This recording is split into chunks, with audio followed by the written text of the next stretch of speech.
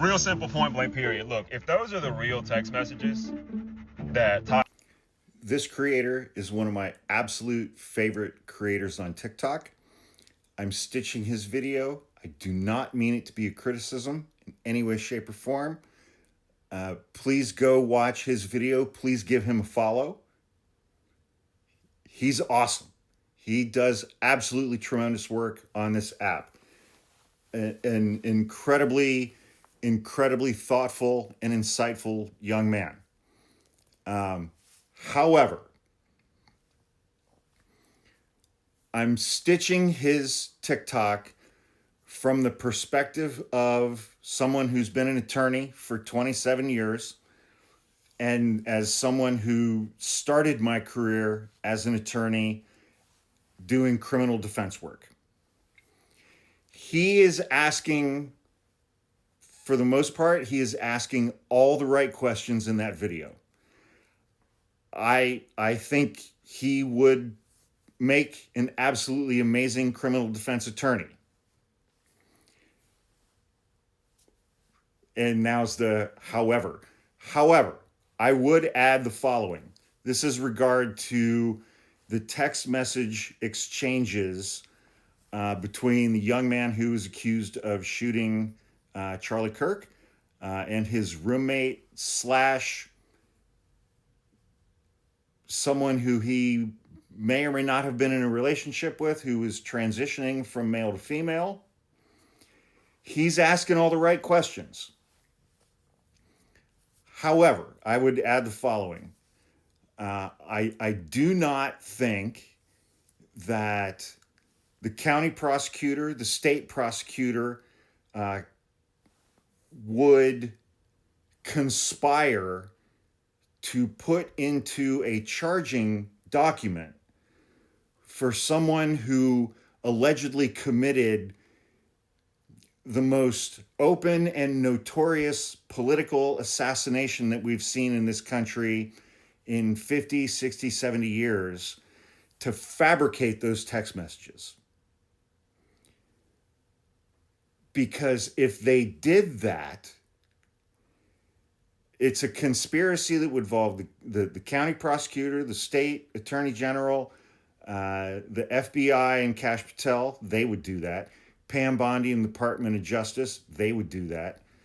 But if these text messages that are in the charging document are fabricated, that will come out. Both of the people who are involved in these text messages are still alive. If these text message exchanges were fabricated, that could result in a not guilty verdict at trial. That is something that no one on the law enforcement side of things would ever risk. They just wouldn't. Also, both of these people are still alive. The accused shooter has counsel appointed to him who is going to be able to interview the roommate, who is going to be able to see and go through the roommate's phone as well as the defendant's phone. If these text messages were fabricated, it will result in a not guilty verdict. And nobody on the law enforcement side of things is going to risk that. They're just not.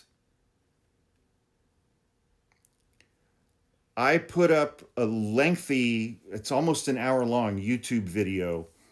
You can find the link in my link tree. You can go to YouTube and search for Hawk Podcasts. I put an hour-long video up last night where I went through the charging document for this alleged killer who allegedly assassinated Charlie Kirk. And I poked a bunch of holes in that document because I approached that from the perspective of someone who used to practice criminal defense as an attorney. There are some holes in that document. There are some gaps in that document. But he's going to have counsel that is going to pursue those things. His counsel is going to get to interview every single fucking person involved in this case.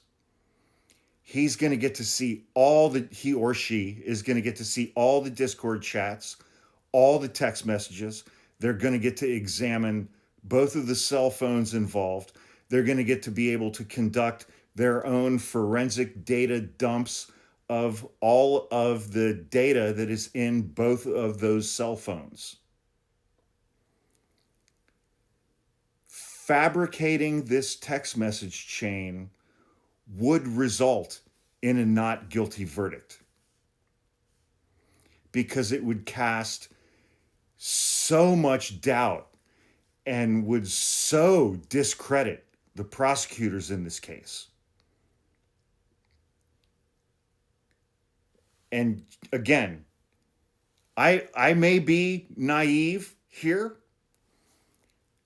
I really, really, really, really do not believe that prosecutors would do that in this case.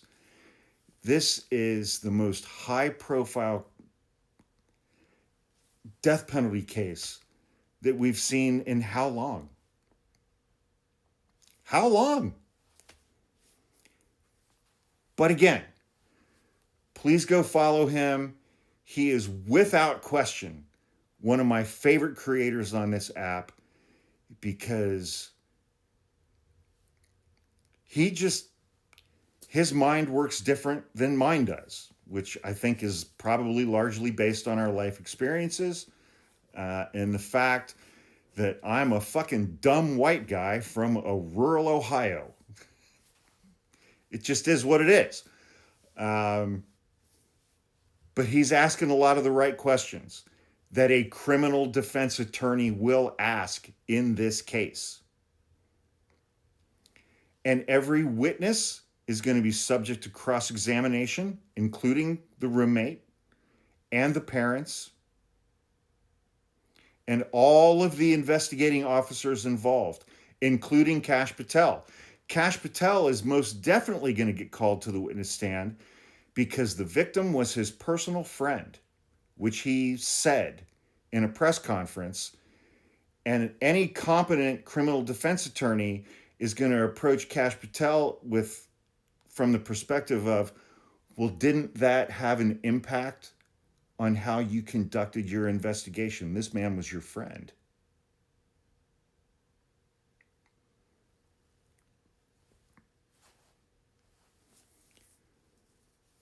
So yeah, go watch his video. Please give him a follow.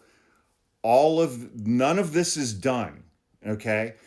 The charging document is allegations, all of which are going to be subject to cross-examination and further investigation by defense counsel.